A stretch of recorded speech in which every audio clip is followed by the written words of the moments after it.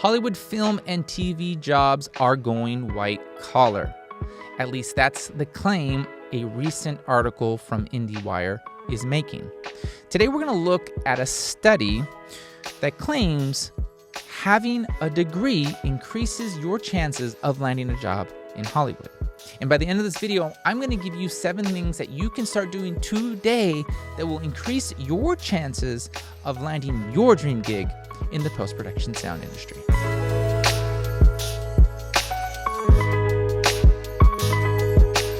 Hey friend, welcome back to another episode of Mastering Post-Production Sound. My name is Joel. If you are new here, welcome. I'm so glad you're here. I am a re-recording mixer and supervising sound editor. I've been part of the post-production sound industry for a little over 16 years, and I'm here to help you navigate the post-production sound industry. Today, we're going deep, and we're going to look at this news article that I found today on IndieWire, believe it or not. And the title says, Hollywood film and TV jobs are going white collar. I'm going to take a look at this, share this with you, but also just kind of ask, how are you doing? Like, friend, I know it is wild. It's wild out there. I just had a lunch today with a couple colleagues of mine, and we were just all lamenting how it's just crazy out there. It's dry.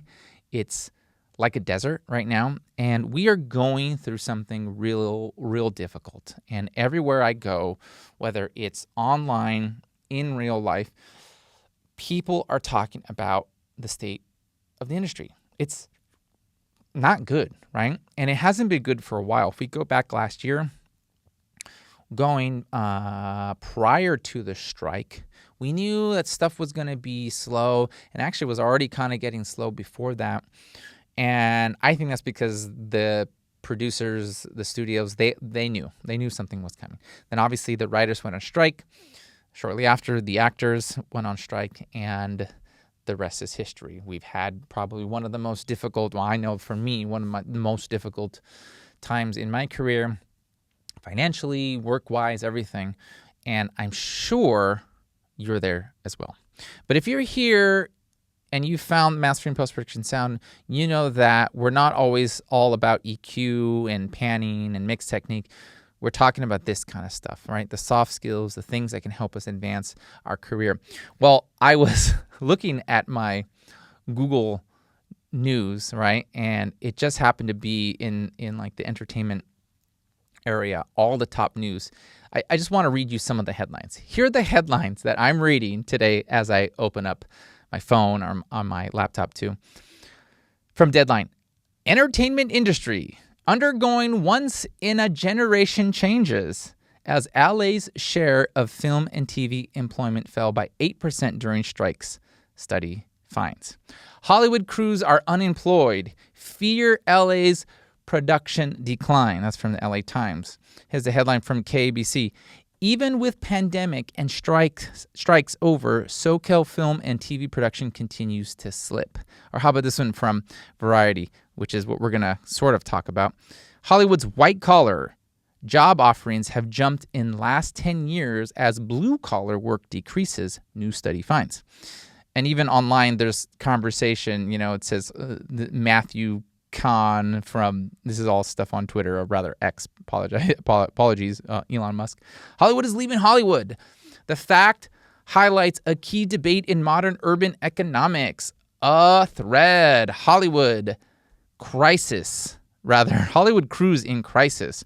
Everyone's just in panic mode as jobs decline. I mean, it's everywhere. Everywhere I go, Hollywood crew jobs dry up as TV and movie jobs move to other states and countries. More of Hollywood's entertainment jobs require a college education. Hollywood crews concerned over lack of jobs ever since strike ended. Friend, it's desperate out there. It's bad. I know. So I ask how you're doing because I really believe it's important for us to focus on making sure we are getting better as people. We have to take care of ourselves. Because there's so much pressure and so much stress, I always encourage anyone I come across to make sure you're taking time for yourself. Make sure you're taking time for your mental health, your emotional health, your physical health, your spiritual health. It all matters. And as I've talked in the past, it goes toward us being better creatives. Well, let's go ahead and shift gears a bit, and let's talk about a couple of these. One, the main article, but also another article I read. We're talking about how the industry is undergoing a once-in-a-lifetime generation change. So this article from Deadline, I'm just going to read these. They're really brief, but I'm going to take you through them. But it says, during the 2023 Hollywood strikes, the Los Angeles region's share of national film and TV employment fell to 27% compared to 37% just the year before. That stat is from a new study, quote, Die Another Day, part 2 of Otis College report on the creative economy. It also examines the evolution of the entertainment workforce, which has become less dependent on traditional film and TV business, as well as more white-collar and racially diverse in the streaming era. It's very interesting. Part 1 of the study, conducted by Westwood Economics and Planning Associates, reported a 17% drop in entertainment industry employment from April to October 2023 as a result of the WGA and SAG-AFTRA strikes, compounded by the ongoing post-peak TV contraction. The follow-up report focuses on the sea changes in the entertainment industry's makeup, with the film and TV industry accounting for 52% of Los Angeles County's greater entertainment industry, down from 64% in 2013. As a result, and employment is down 9.1% from 2013 to 2024 for the traditional entertainment industries of film and TV, sound, print media, and broadcasting. Meanwhile, aspects of the entertainment industry that have gained 53% in employment, or 28,000 jobs over the same period, in areas include software publishers, media streaming, performing arts, spectator sports, and related industries, and independent artists. As the entertainment industry is becoming increasingly tech, the share of college-educated workers it employs has risen from 46% in 2000 to 68% in 2022. The workforce has also become more racially diverse for the first time in 2022. The majority of those employed in LA Greater Entertainment were non-white, according to the report. Los Angeles is still the apex of the entertainment industry, but the industry itself is undergoing once-in-a-generation changes. Said so-and-so, Dr. Patrick Adler. It is less dependent on film and television studios, more oriented toward online content creation, live events, and gaming, and also much more technical and managerial than ever. What it means to work in Hollywood is starkly different today than even 10 years ago. Wow, right? That is nuts. And that's the truth. We have all seen the industry change. So if you even go back 10 years ago, it didn't look like this. Like, so much with the streaming content and everything, it sounds like producers, the job requirement for what is going on right now with the streaming revolution and everything, they're looking for more. To have more skills when it comes to technical know-how is very important. I did like about this part of the reading that it said that there was some more, it was more racially diverse, which I'm a huge fan of. I mean, being a Latino myself, that's a very important thing for me. Like, I want to be as good as anybody out there to show other Latinos, young boys and girls, that you can do this. That is part of like why I exist. I really believe part of my purpose to be here, to do great work, so that it's not just like, oh yeah, Joel, he's a good Latino mixer. He's not, not one of the big best. No, I want to be great, and I work really hard to do that, so that I'm in the conversation, so that other minorities can see, hey, if he can do it, I can do it too. So I really find it very encouraging. But The reason we're here and we're talking about all this is the idea that, excuse me, my throat, it's in my throat. I gotta take a little sip here. Okay, nothing in there. Not good when you're filming a video and you have a dry throat. But let's talk about this. So, Hollywood, going to college. Okay, so this report from IndieWire, and I'll link both reports in the description below, but this is how this one goes. This should be brief here, but it says Hollywood's going to college. In 2022, 68% of film and TV jobs in Los Angeles were held by individuals with a bachelor's degree, according to a new study from Otis College of Art and Design. That's up from 62% in 2013. So 62%, 68%. So let's continue, which was significantly higher, right, than the 46% of film and TV professionals who were college educated back in 2000. Why the surge in higher education? The answer is the same for pretty much every change the entertainment industry has seen the past decade plus: streaming. So you want to know why all this is happening, why everything is changing? Streaming, guys. Streaming. Here we go. Hollywood needs knowledge workers. Okay, knowledge workers. Defined in the study as those paid for generating ideas, performing analysis, or creating artistic content, now more than ever. So they need these knowledge workers, right? That means a college education, and studios are primarily seeking prospects with business and business management degrees. Jobs have become more complex since Netflix changed the game with House of Cards, the first significant original streaming series back in 2013.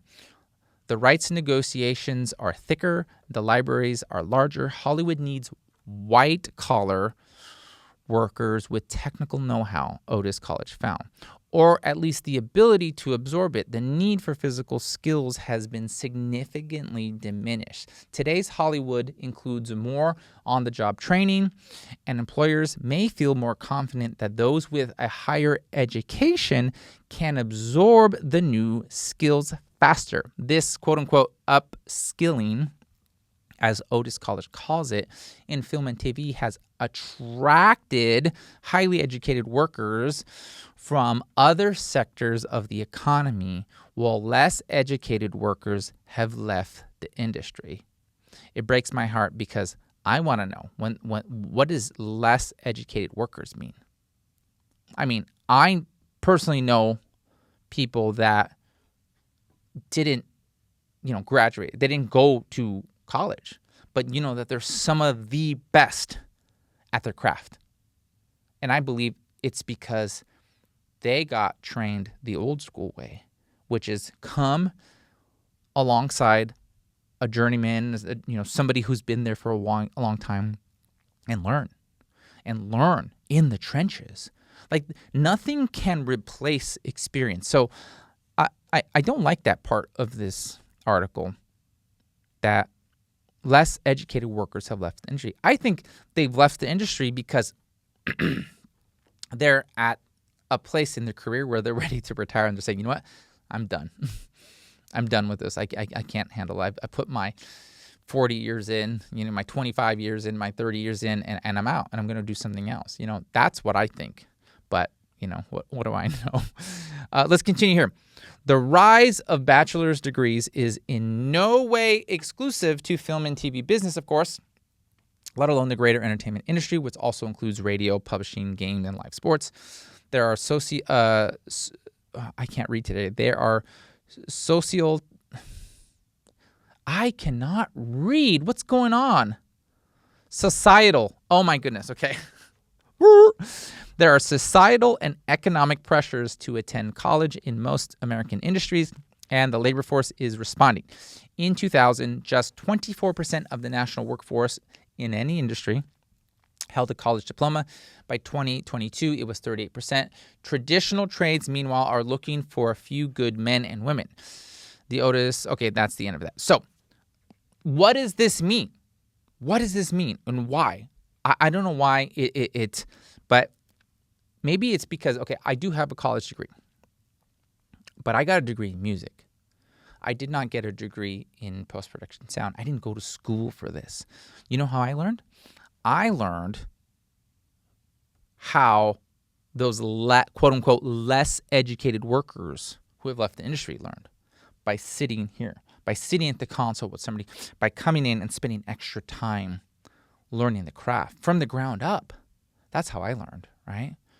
But I do know that there are certain people, according to this report now, that are looking for that. They're looking for people who have that education. Now, chances are most of you in the audience, you, my friend, who's watching, probably has a degree, probably went to school for audio.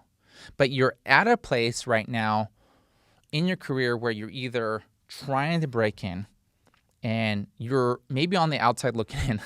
You might even be thinking, do I really want to do that? Do I really want to get into what's going on here?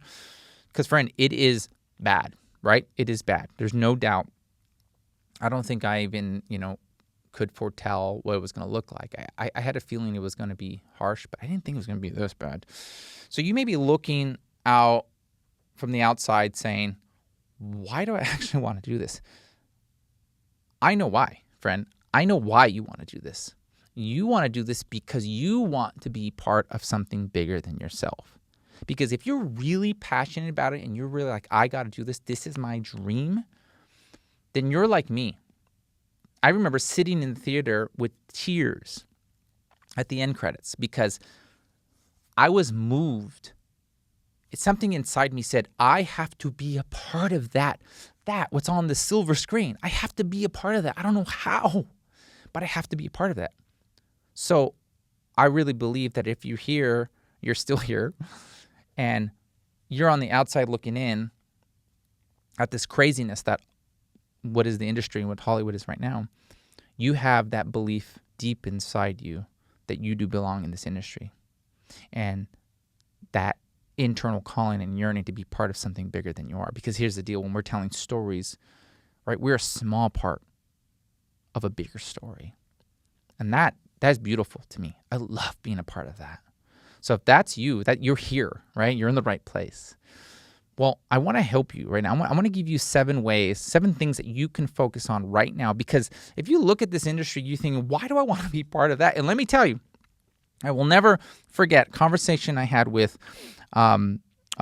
big-time mixer Matt Waters, CAS, years ago before I got into this industry. Matt has mixed so many amazing things, from Only Murders in the Building to Game of Thrones. He's been part of this industry for many years. But I remember having a conversation with him. He said, kid, stay out of this industry. If you want to make money, stick with music, right? I'm glad I didn't listen to him because this was part of my destiny, my purpose. But this industry is not to make money. You're not going to become rich doing this stuff. You'll do well. You'll do very well. And I'm telling you, it beats a lot of other jobs. But again, it's not a job. Like I come to work and I have fun. It's not always about the money. I mean, we should all want to do well financially. But yeah, some of you are looking outside in, and those of you who really have that passion and dream, this is for you. Okay, here are a couple things that I think you should work on. You could be working on right now, okay, to help you navigate this industry, break into this industry, and even those who are in here who are on hold right now, waiting for things to come back. These are things that you can implement today, right? Some of them more so than others. But if you're sitting there and you're looking from the outside in, this is what I want you to work on. So the first thing is gaining real world experience. My words were messed up. Let me say that again. Gain real world experience. And that looks a lot like getting your hands wet, getting your fingers on the fader, doing every kind of project you can do, whether it's a student film or it's a short film, it's a commercial. I mean, I go back to my days. I was answering calls, rather ads on Craigslist, on Mandy.com. I mean, I checked that Mandy's still a thing. Go to Mandy.com. There are jobs out there, opportunities. Okay, look for opportunities to get your hands on material. And I want you to think about this as these are opportunities to demonstrate your skills. Okay, not only your sound design skills, your mixing, sound editing, but your communication skills, your client service skills. Treat it as your hands-on experience. Okay, this is stuff that you got to do. Some of us have a lot of that already. Okay, and so this may not be applicable to you, but for those who are sitting there and just like redesigning things at home, get out there, put yourself out there to get, a gig. Hey, I mean, maybe sometimes you got to do stuff just to get your name out there. So maybe it's not a lot of money, or sometimes it's just free. I did free stuff. Like, you're just going to have to do it sometimes, right? Get that real life experience by getting your hands dirty with projects, okay? Because not only are you having the opportunity to get your work out there, you're also meeting people. Number 2 leads us to this one, which is network, okay? You have to actively be networking with new people. I'm a huge fan of relationships. I'm a huge fan of making authentic relationships, because I'm telling you today, I had lunch today with some colleagues. We were talking about relationships. We were talking about how important that is, even at the big studio level. Like, I'm talking, Sony, Disney, Fox, all that, all the big stuff. Well, they're all Disney, but that stuff is so important. Relationships are so important. So look at what you can do to be actively networking. Now, a couple things are attending film festivals, going to industry events. If you're like me, I'm part of some organizations. I'm part of the Cinema Audio Society, CAS. There's also the Motion Picture Sound Editors, so MPSC. Also, the Television Academy I'm part of. All these organizations, if you qualify for, have networking events. There's also other things, like, it doesn't have to, if you're not part of one of those groups, there are networking things all over. There are film festivals all over too. Seek them out.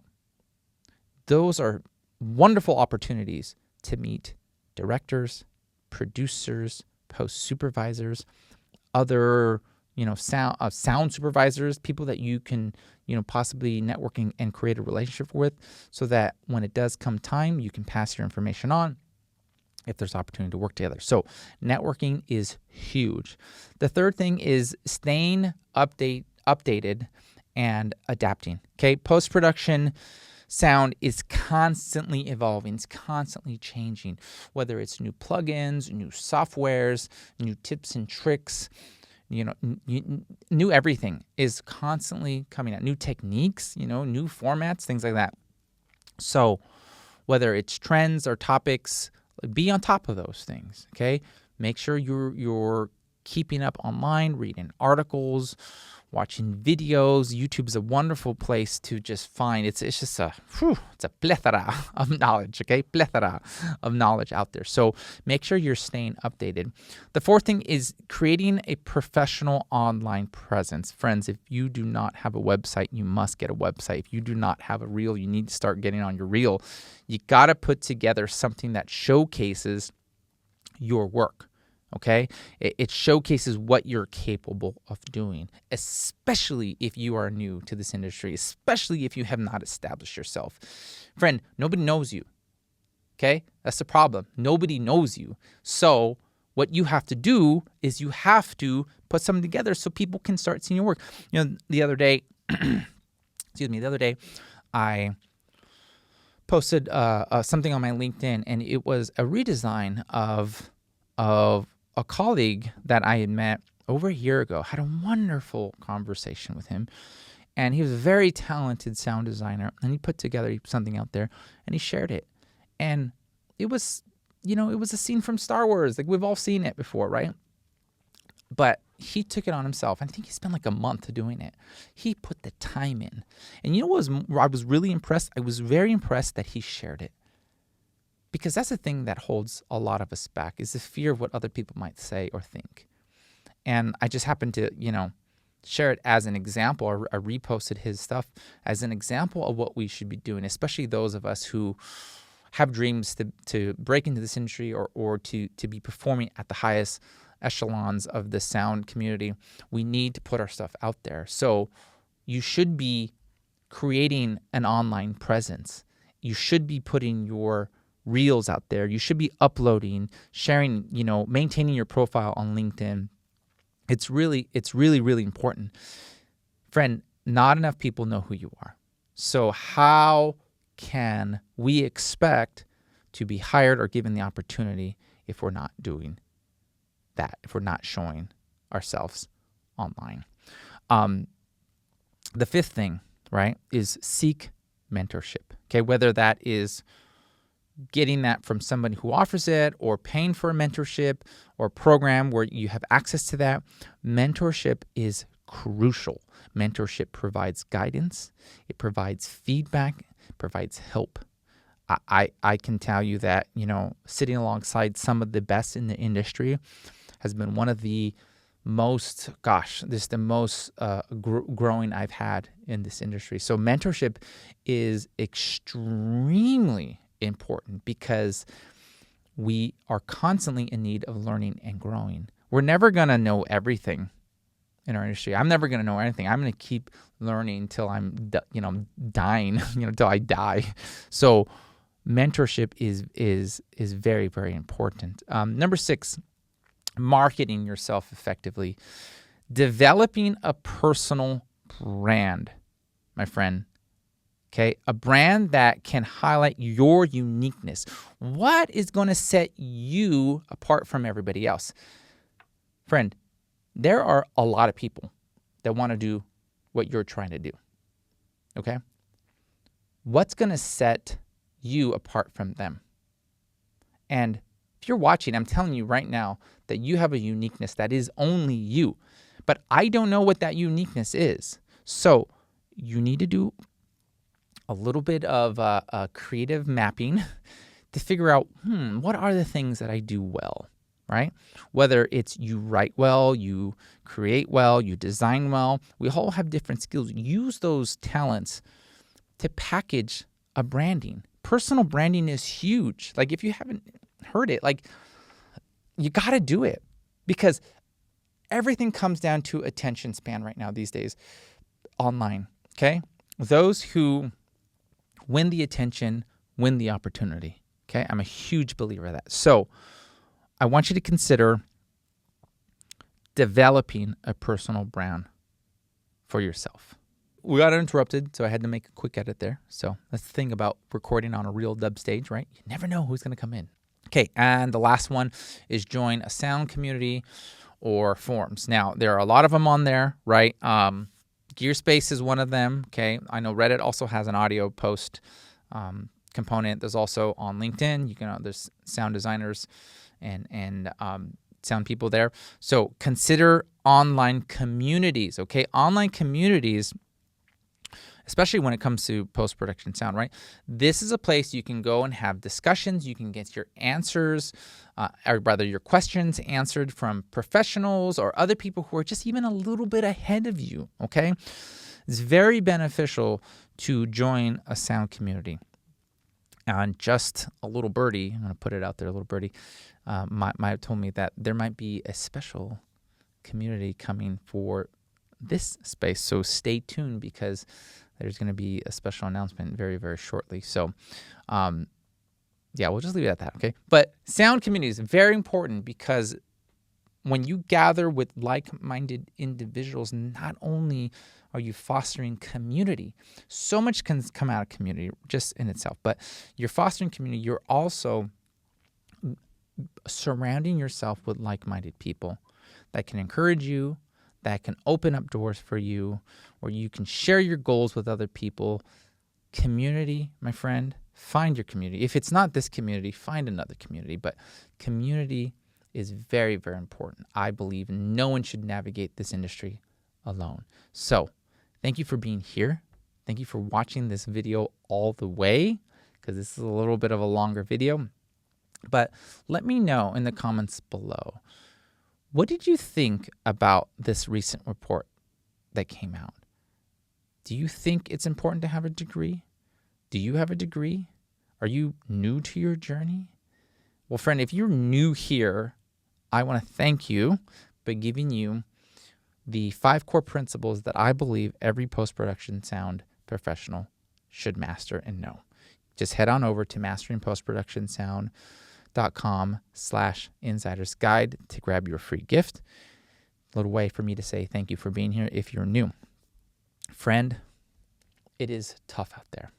So thank you for being here, for tuning in. I'm telling you right now that during this time, if you focus on these 7 things, you are going to be so prepared for when things open back up.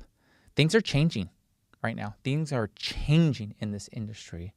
If you focus on these things, you're going to have the competitive advantage from the other people who want to do the same thing you're doing, but are not doing this stuff. Friend, thank you so much for tuning in this week to Mastering Post-Production Sound. I'm grateful for you. I'm glad you're here. I'll see you in the next video.